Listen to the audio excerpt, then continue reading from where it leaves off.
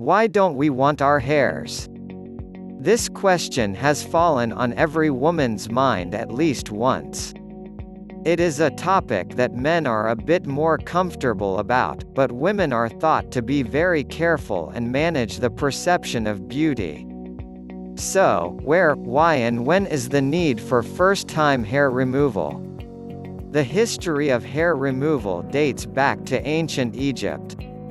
BC. For the first time in 3000s, hair started to be cut in Egypt for cleaning and fashion. Shaving her hair was an indication that she belonged to the higher class and was also used as a fashion statement.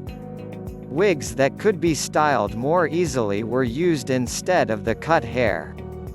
In addition, the hair and hair that appeared on the body as a solution against lice infestation were cut.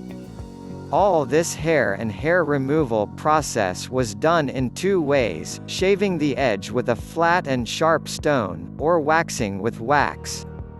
BC. In the 6th century, it was important for the body to be completely hairless regardless of men and women. It would indicate that it belongs to the higher class. They used tweezers, pumice stones, and depilators to get rid of hairs and bristles. Women in the Elizabethan period, on the other hand, tried to obtain a longer face appearance by removing or cutting their eyebrows and small hair on their foreheads. In the modern period of epilation, natural selection theories began to spread in Charles Darwin's book Descent of Man, written in 1871. One of these theories is that Homo sapiens precursors have fewer hairs, making it more sexually attractive. The widespread use of this theory may have caused the hairs to become undesirable. In the early 1900s, smooth skin was considered feminine in upper and middle-class white American women.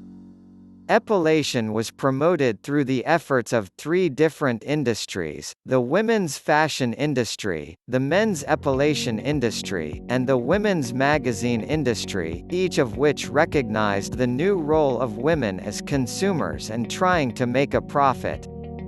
Firstly, the skirt length rose in fashion and caused the unwanted hair on the legs. Then, the idea was made that the armpit hair should be removed by showing sleeveless clothes. All these new fashion trends led to the idea that women's leg and armpit hair should be removed. Harper's Bazaar became the first women's magazine to launch epilation ads in a campaign debuted in 1914. Then Gillette created Milady Décolleté, which launched a campaign against armpit hair in 1915. They especially encouraged women to cut their hairs by using the terms ugly and objectionable hair. Fashion of the 1940s, too. When combined with World War II, it meant that American women were more likely to shave their legs. The wartime nylon shortage caused women not to be able to wear socks. Therefore, more women began to get leg hair to wear skirts in the 1960s. In 1964, 98% of American women regularly shave their legs. With the advent of bikinis in 1946, women began to shave or remove their hair in the bikini area. In the 1950s, models with completely removed body hairs were introduced in Playboy magazine, and thus, being hairless was shown to women as an ideal image. In the 1960s and 70s, feminist women began to oppose the ideal hairless body ideal, but we cannot say that they were very successful. Today, the situation is a little different. The perception of beauty is changing.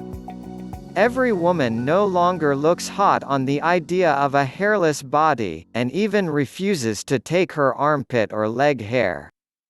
The essence of the matter, regardless of whether men and women, should be the way one feels comfortable.